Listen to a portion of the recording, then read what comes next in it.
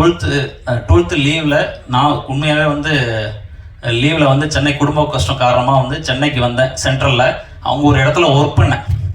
அதில் கிடைச்ச அனுபவங்களை வச்சு அந்த கதை ஒர்க் பண்ணி சின்ன சின்ன சேஞ்சஸ் பண்ணி கமர்ஷியலான விஷயங்களை ஆட் பண்ணி இந்த படத்தை பண்ணோம். என்னோட பேர் கயல். இந்த படத்தில் நான் மேக்கப் ஆர்டிஸ்டாக ஒர்க் பண்ணியிருக்கேன். இயக்குனர் பாரதி வந்து என்னோட நண்பர். அவர் இந்த படம் ஸ்டார்ட் பண்ணும்போது என்னை கூப்பிட்டுருந்தார் மேக்கப்புக்காக. ஸோ படத்தில் பார்த்தீங்கன்னா இருளர் மக்களோட கதைன்றதுனால இந்த படத்தில் நடித்த எல்லா ஆர்டிஸ்ட்டுமே ரொம்ப ஃபேராக இருப்பாங்க. ஸோ அவங்க எல்லாருமே டஸ்கி லுக்கில் காட்டணும்னு சொல்லியிருந்தாங்க. மேக்கப் ஆர்டிஸ்டாக ஒர்க் பண்ணியிருக்கக்கூடிய கயல் அவர்களை ஒரு சில வார்த்தைகள் பேசுமாறு அழைக்கிறோம். இது அவங்களுக்கு பொது படம் கிடையாது, நிறைய படங்கள்ல வந்து அவங்க ஒர்க் பண்ணியிருக்காங்க. ஸோ இன்றைக்கு மேடை ஏறுவதற்கான வாய்ப்பு அவங்களுக்கு வந்து கிடைச்சிருக்கு. வாங்க.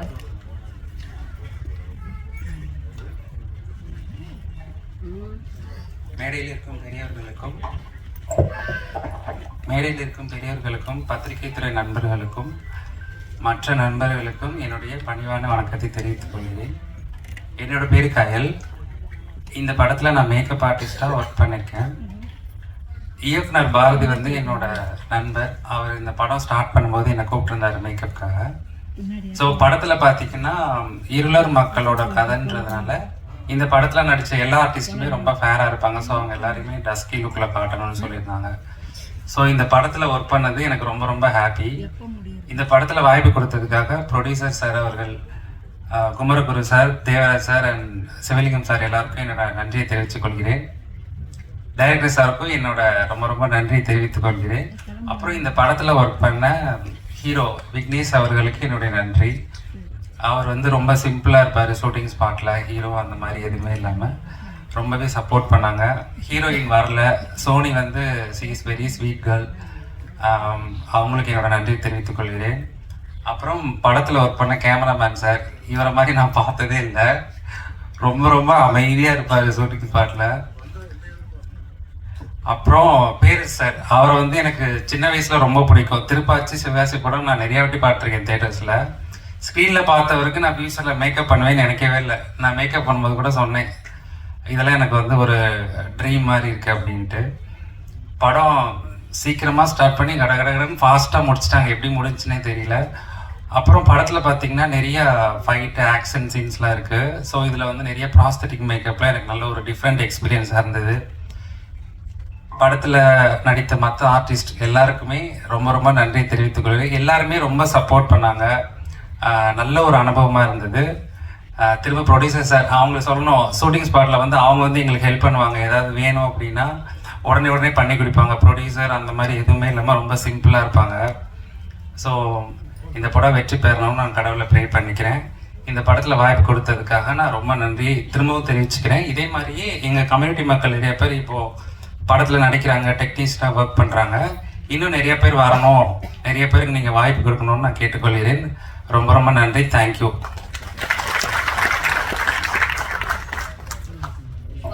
சென்ட்ரல் படத்துடைய டைரக்டர் அவர்களை பேசுமாறு அன்புடன் அழைக்கிறோம். திரு பாரதி சிவலிங்கம் அவர்கள், கேப்டன் ஆஃப் த ஷிப். ஒரு பெரிய கைத்தட்டல் வந்து நம்ம கொடுத்து அறிமுக இயக்குனராக களமிறங்கக்கூடிய பாரதி சிவலிங்கம் அவர்களை பேசுமாறு அழைக்கிறோம்.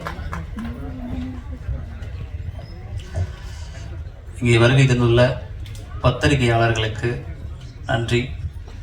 மேடையில் அமர்ந்துள்ள திரை ஜாம்பவான்கள் அனைவருக்கும் நன்றி. பத்திரிகையாளர்கள் எவ்வளோ நேரம் பொறுமையாக காத்துட்டு இருக்கிறது தெரியுது. நானும் ஒரு மீடியாக்காரர் தான். எனக்கு எப்போ போயிட்டு கார்டை எடிட்டர் டேபிளில் வைப்போம்னு சொல்லிட்டு காத்துட்டு இருக்கிறது தெரியுது. நானும் சேனல் தான் ஒர்க் பண்ணிட்டு இருக்கேன். ஸோ அங்கேருந்து தான் இங்கே வந்திருக்கேன். அதனால அவங்களோட வழி எனக்கு நல்லா தெரியுது. ஸோ எங்களுக்காக கொஞ்சம் வெயிட் பண்ணுங்க. மீடியாலேருந்து ஒருத்தன் படம் பண்ண வந்திருக்கு, எனக்காக கொஞ்சம் வெயிட் பண்ணுங்க. நேற்று நைட்டு கூட ஒரு மீடியா சார்ந்த நபர் வேற ஒரு சேனலில் ஒர்க் பண்ணுறவர், நானும் இப்போ ஒர்க் பண்ணிட்டு தான் இருக்கேன், ரிசைன் பண்ணல. அவர் சொல்கிறாரு, இப்போ நீங்கள் படம் பண்ணிட்டு போது எங்களுக்கு ஒரு கான்ஃபிடென்ட் வந்துருச்சு, சீக்கிரம் நாங்களும் ஒரு படம் பண்ணுவோம்னு சொல்லிட்டு அவருக்கு ஒரு பெரிய கான்ஃபிடென்ட் வந்திருக்கு. அவரும் ஒரு பத்திரிக்கையாளர் தான், ஒரு சேனலில் ஒர்க் பண்ணிட்டு இருக்காரு. ஃபர்ஸ்ட்டு சென்ட்ரல், நான் வேற ஒரு கதையை தூக்கிட்டு அலைஞ்சிட்டு இருந்தேன். ஆப்ரகாம் லிங்கன்னு சொல்லிட்டு அட்டகத்தி தினேஷுக்கு ஓகே பண்ணி வச்சுட்டு ஏறாத ப்ரொடக்ஷன் கம்பெனியில் எல்லா கம்பெனியும் ஏறி இருக்காச்சு. அவருக்கு என்ன பிஸ்னஸ் இருக்குது, இவருக்கு என்ன பிஸ்னஸ் இருக்குது, நிறைய போயிட்டு இருந்துச்சு. ஒரு விரக்தியில் உட்காந்துட்டு இருக்கும்போது திடீர்னு சென்ட்ரல் கதையை வந்து நம்ம ப்ரொடியூசர் தமிழ் சிவலிங்கம் ஐயாட்ட சொன்னேன். சரிங்க இதை நம்ம பண்ணலாம் அப்படின்னு சொல்லிட்டு குமரகுரு சார்ட்ட அறிமுகப்படுத்தினாரு. அவங்களுக்கு அதை சொன்னால் கிட்டத்தட்ட ஒரு 6 மாதம் கதை எழுதி கரெக்ஷன் சொல்லி அவங்களோட கரெக்ஷன் சொன்னாங்க. ஒரு வழியாக கதையை முடிச்சு ஆஃபீஸ் போட்டு கொடுத்து நல்லபடியாக ஆரம்பித்து வச்சாங்க. நல்லபடியாக போணுச்சு. ஹீரோவுக்கு நிறைய ஆடிஷன் பண்ண வேறு வேறு ஆப்ஷன் போணுச்சு. கடைசியில் காக்கா மண்ட விக்னேஷ் வந்து அதில் உட்காந்தாரு. ரொம்ப ஒரு படத்தில் வந்து ரொம்ப அழகாக பண்ணியிருக்காரு. எளிமையான ஒரு மனிதர். எங்கள் படத்துக்கு ரொம்ப சப்போர்ட் பண்ணியிருக்காரு. நடிப்பை பற்றி சொல்லணும்னா அவர் காக்கா மூட்டையிலேயே வந்து மணிகண்டன் நல்லா மணிகண்டன் சார் வந்து நல்லா வேலை வாங்கியிருப்பார். நடிப்பை பற்றி குறை சொல்லவே முடியாது. அவ்வளோ கரெக்டாக மீட்ரு கரெக்டாக ஒவ்வொரு காட்சிகளுக்கும் மீட்ரு கரெக்டாக மெயின்டைன் பண்ணி அழகாக நடிச்சிருக்காரு.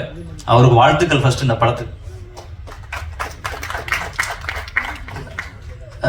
நெக்ஸ்ட் போகிறதுக்கு முன்னாடி எனக்கு சோறு போட்டு காப்பாற்றி இவ்வளோ தூரம் என்னை வாழ வச்ச ராஜ் தொலைக்காட்சி நிர்வாகத்துக்கும் ராஜ் டிவிக்கும் என்னுடைய மிகப்பெரிய நன்றி. ராஜ் டிவி ரவி சாருக்கு மிகப்பெரிய நன்றி. நான் இங்கே நின்றுட்டு இருக்கேன், சோறு திங்கிறேன், நான் வீட்டில் நல்லா இருக்கேன்னா ராஜ் டிவி தான் காரணம். ஏன்னா விரக்தியில் கதை சொல்ல நிற்கும் போது என்னை கூப்பிட்டு வேலை கொடுத்து ப்ரோக்ராம் டைரக்டர் ஆக்கி நல்ல சம்பளம் கொடுத்து என்னை காப்பாற்றின ராஜ் டிவிக்கு முக்கிய நன்றி. ஒரு நன்றியோட தான் இதை சொல்கிறேன். நெக்ஸ்ட் வந்து ப்ரொடியூசர்ஸ் குமரகுரு சார், தமிழ் சிவலிங்கம் ஐயா, விஆபிஎன் தேவராஜ் அவர்கள் 3 பேரும் இந்த கதைக்கு சப்போர்ட் பண்ணது கொஞ்சம் நெஞ்சம் இல்லை. அவ்வளோ கஷ்டப்பட்டு நெருக்கடிகள் கடந்து ஒவ்வொரு டேவும் ஷூட் போகிறதுக்குலாம் அவங்க கையில் காசே இருக்காது. எப்படியோ ரெடியாக அன்றைக்கி ஒரு நாள் ஷூட்டை முடிக்கிறதுக்குள்ளே எங்கள் உயிரே போயிடும். அவ்வளோ கஷ்டப்படுவாங்க. அதை பார்த்து நானும் எனக்கு கஷ்டமாக இருக்கும், என்னடா எவ்வளோ கஷ்டப்படுறாங்களே அப்படின்னு சொல்லி பார்த்துட்டே இருப்போம். அதெல்லாம் கடந்து நாங்கள் கேட்குறதெல்லாம் கொடுத்து படத்தை முடிகிறதுக்கு ரொம்ப உறுதுணையாக இருந்தாங்க. சரி, ஃபஸ்ட்டு ஷெடியூல் முடிச்சிட்டோம் படத்தை. செகண்ட் ஷெடியூல் போகும்போது சிட்டி, அதில் ஒவ்வொரு கேரக்டராக சூஸ் பண்ணிகிட்டு இருக்கோம். அப்புறம் தான் பேரரசு சார் இந்த கேரக்டருக்குள்ளே அவர் வந்ததெல்லாம் பெரிய சந்தோஷமான ஒரு விஷயம். அவர் உள்ளே வந்தது நிறைய ஆப்ஷனில் யோசிச்சுட்டே இருந்தோம். திடீர்னு ஒரு குணா அண்ணன் வந்து ஒரு ஆப்ஷன் சொன்னார், பேரரசு சார் போட்டால் சூப்பராக இருக்கும், டிஃப்ரெண்ட்டாக இருக்கும் அப்படின்னு சொல்லி. சரி ஓகே யோசிச்சிட்டோம். ஓகே, மிகப்பெரிய ஒரு ஜாம்பவான் இயக்குனர் அவரெல்லாம் போய் அவர் பக்கத்தில் நம்ம ஒர்க் பண்ண முடியுமோ அப்படின்னு சொல்லி யோசிச்சுட்டு இருந்தோம். அவர் நேரில் வந்ததுக்கு அப்புறம் தெரிஞ்சுது அவர் எவ்வளோ எளிமையான மனிதர், அவர் ஏன் அந்த உயரத்தில் இருக்காரு அப்படின்னு தெரிஞ்சுது. எங்கள் கூட ஜாலியாக மிங்கிலாகி பாரதி என்ன பண்ணலான்னு சொல்லிட்டு ஜாலியாக இறங்கி சூப்பராக ஒரு சம்பவம் பண்ணியிருக்காரு. டைரக்ஷன்லையும் எங்களுக்கு நிறைய ஒர்க் பண்ணார், வந்து சூப்பராக ஒர்க் பண்ணி கொடுத்தாரு, உண்மையை சொல்லிடுறேன். அப்புறம் வந்து கேஎஸ் ரவிக்குமார் சாருக்கு, மரியாதைக்குரிய திரு இயக்குனர் கேஎஸ் ரவிக்குமார் சார் வந்து எங்களுக்கு வாழ்த்தி சென்ற அவருக்கு மிகப்பெரிய ஒரு நன்றியை தெரிவிச்சுக்கிறேன். ரெண்டும் வந்து சோனி வந்து இங்கே வந்து வரல, அதனால் ஏதோ ஒர்க்லாம் மாட்டிக்கிறதுனால வர முடியல. ரெண்டும் வந்து அடுத்து வந்து எடிட்டர் படத்தை நல்லபடியாக டைமுக்கு எடிட் பண்ணி கொடுத்தாரு. கேமராமேன் ரொம்ப ஹம்பிளாக தினைக்கும் உங்களை கேட்ட மாதிரி ஷார்ட்ஸ் தினைக்கும் பொறுமையாக நின்று எடுத்து கொடுத்தாரு, அவருக்கு நன்றி. ஒவ்வொரு கேரக்டரும் சூஸ் பண்ணும்போது ரொம்ப பார்த்து சூஸ் பண்ணோம். இந்த ஹீரோ கதாபாத்திரத்துக்கு அப்பா கேரக்டர் நாங்கள் நிறைய நோன் பேஸாக தேடிட்டு இருந்தோம். அதுக்கப்புறம் வேண்டாம், கொஞ்சம் புதுமுகமாக 1-2 படம் பண்ண ஆர்டிஸ்டாக செலக்ட் பண்ணும்போது யோசிக்கும் போது ராஜா பார்த்தோம், மேதகு படத்தில் பார்த்தோம், அவரை தூக்கி போடலாம் கரெக்டாக இருக்குன்னு சொல்லி யோசிச்சு அவரும் அவரோட கதாபாத்திரத்தை நல்லா பண்ணியிருக்காரு. ஆர்வி உதயகுமார் சார் வந்து வாழ்த்ததுக்கு மிகப்பெரிய நன்றி. எங்களுக்காக வரல, சாரோட பேரரசு சாரோட அன்புக்காகவே அவங்களோட இதுக்காக தான் வந்திருக்காங்க. எங்களுக்காக யாருமே வரல, ஒரே ஆள் பேரரசு சாருக்காக மட்டும்தான் எல்லாரும் வந்தாங்க. பெரிய எல்லாருமே வந்தது அவரால் தான். பத்திரிகையிலேருந்து மீடியாவுக்குள்ள ஒரு இயக்குனர் வர்றது ரொம்ப கஷ்டமான ஒரு சூழல். ஏன்னா அங்கே உட்காந்துருக்க எல்லாரும் நான் தான், நீங்கள் எல்லாருமே நான் தான். உங்களிலேருந்து ஒரு இயக்குனர் வருது அவ்வளோ கஷ்டமாக இருக்குது. ஏன்னா அவ்வளோ நெருக்கடிகள், அவ்வளோ பிரச்சனை, சர்வேல் பண்ணுறது அவ்வளோ பெரிய பிரச்சனை. ஒரு இயக்குனராக ஒரு கதை பண்ணி டைரக்ட் பண்ணி படம் வெளில வரத்துக்குள்ள அவ்வளோ போராட்டங்கள், அவ்வளோ கஷ்டங்கள், அவ்வளோ பிரச்சனைகள் இருக்குது உள்ளார. ஏன்னா மீடியாக்குள்ளே இருந்ததுனால தப்பிச்சேன். மாதம் சம்பளம் வந்து சர்வேல் பண்ணி ஃபேமிலி ஓட்டுறதுக்கு நல்லவேளை தப்பிச்சேன். ஒரே ஒரு அசிஸ்டன்ட் டைரக்டராக ஒர்க் பண்ணியிருந்தேன்னா சர்வேல் பண்ண முடியாது. வீட்டில் அம்மா அசிங்கப்படுத்துவாங்க, சம்பாரிச்சு மாதம் காசப்படலாம், ஊரில் நிறைய பேர் கேள்வி கேட்பாங்க. இன்னொன்று எங்கள் பேரண்ட்ஸ் ரொம்ப சப்போர்ட் பண்ணாங்க. பக்கத்தில் இருக்கவங்களாம் எல்லாம் சொல்லும்போது நல்லா படிச்சிருக்கான், 2 டிகிரி முடிச்சிருக்கான், ஸ்கூலில் டீச்சராக போகலாம், எதுக்கு இந்த தொழிலை தேவையில்லாமல் தேர்ந்தெடுத்து போய் மாட்டிக்கிட்டா அப்படிலாம் சொல்லிட்டு இருந்தாங்க. அதனால சேஃபாக போய் இருக்கட்டும்னு சொல்லிட்டு ஒரு சேனலில் போய் ஜாயின் பண்ணேன். கிட்டத்தட்ட ஒரு 6-7 சேனலில் ஒர்க் பண்ணிட்டு கடைசியாக ராஜ் டிவி தான் என்னை காப்பாற்றுனுச்சு. வாழ்க்கையை மாற்று ராஜ் டிவி தான் என்னை மாற்றுனுச்சு. அதுக்கப்புறம் திடீர்னு வந்த வாய்ப்பு தான் அந்த படம். இந்த படம் பண்ணதுக்கு அப்புறம் தான் எனக்கு ஒரு திருப்தி. அப்போ ஒரு படம் பண்ணிக்கணும்னு ஒரு திருப்தி. இந்த திருப்திக்கு காரணம் 3 ப்ரொடியூசர்ஸ் தான். ஒன்று குமரகுரு சார், தமிழ் சிவலிங்கம் சார், விஆபிஎன் தேவராஜ் சார், 3 பேருக்கும் என்னோட நெஞ்சார்ந்த நன்றிகள். இதில் நடித்த தர்ஷன், ஆனந்த், கயல் எல்லாத்துக்கும் என்னோட மிகப்பெரிய நன்றி. பேர் ஒன்று தான். சுபாஷ் சாருக்கு ரொம்ப நன்றி. கூக்கா பாவன் சாருக்கு ரொம்ப நன்றி. ஏன்னா ஃபர்ஸ்ட் லுக்கை எழுச்சி தமிழை ரிலீஸ் பண்ணுறதுக்கு அவர் தான் ஹெல்ப் பண்ணார். அவர் நடிக்கவே வேணாம்னு சொல்லிட்டு வெக்கப்பட்டு இருந்தார். தூக்கி நடிக்க வச்சோம், உள்ள நடிங்க அப்படின்னு சொல்லிட்டு ஒரு 7 நாள் அவர் தூக்கி உள்ள நடிக்க வச்சோம். அவரோட பாட்டு நல்லா பண்ணியிருக்காரு. இவ்வளோ நேரம் வெயிட் பண்ணவங்க எல்லாருக்கும் நன்றி. நிறைய பேசலாம்னு யோசிச்சு வச்சுருந்தா எல்லாத்தையும் பேசி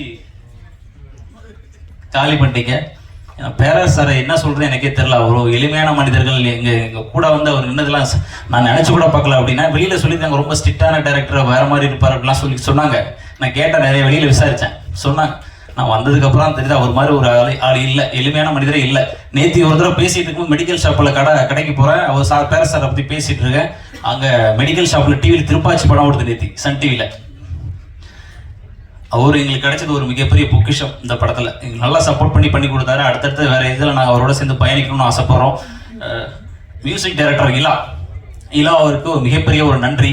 எங்களுக்கு சப்போர்ட் பண்ணதுக்கு மிகப்பெரிய நன்றி. அடுத்து சென்ட்ரலை பற்றி பேசுவோம்.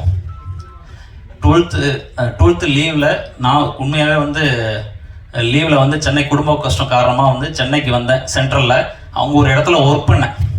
அதில் கிடைச்ச அனுபவங்களை வச்சு அந்த கதை ஒர்க் பண்ணி சின்ன சின்ன சேஞ்சஸ் பண்ணி கமர்ஷியலான விஷயங்களை ஆட் பண்ணி இந்த படத்தை பண்ணோம். என்னோட பயோகிராஃபின்னு தேவராஜன் சொல்லிட்டு போயிட்டாரு. அதில் சில கமர்ஷியலான விஷயங்களும் எல்லாருக்கும் கனெக்ட் ஆகிற மாதிரி சில விஷயங்கள் வச்சு இந்த சென்ட்ரல் படம் உருவாகிருக்கு. கண்டிப்பாக அவங்க எல்லாருக்கும் பிடிக்கணும்னு சொல்லிட்டு நம்புகிறோம். இந்த சென்ட்ரல் படத்துக்கு நீங்கள் சப்போர்ட் பண்ணுங்கள். பெரிய பெரிய படத்துக்கு மட்டும் சப்போர்ட் பண்ணாதீங்க. இந்த மாதிரி எங்களை மாதிரி எளிமையான மனிதர்களுக்கும் சப்போர்ட் பண்ணாதான் அடுத்தடுத்து என்ன மாதிரி அங்கே உட்காந்துருக்க ஒருத்தரும் தூக்கி அந்த ஃபீல்டுக்குள்ளே ஒரு இயக்குனராக வர முடியும். நீங்கள் தான் எங்களை சப்போர்ட் பண்ணணும். யாராவது பேரை மறந்து தான் மன்னிச்சிருக்கேன். தாஜுல் சாருக்கு ஒரு பெரிய நன்றி. எங்களுக்காக வந்து இவ்வளவு நேரம் அதை ஒதுக்கி ஒர்க் பண்ணீங்க, பேசுனீங்க, 2 வார்த்தை பேசுனீங்க. ரொம்ப நன்றி சார். நிறைய பேசணும், ஒரு 1 ஹவராவது பேசணும்னு நினைச்சேன், முடியல. எல்லாருக்கும் நன்றி. தலைவணங்கி உங்க எல்லாருக்கும் நன்றி சொல்றேன். நன்றி, வணக்கம். Thank you very much.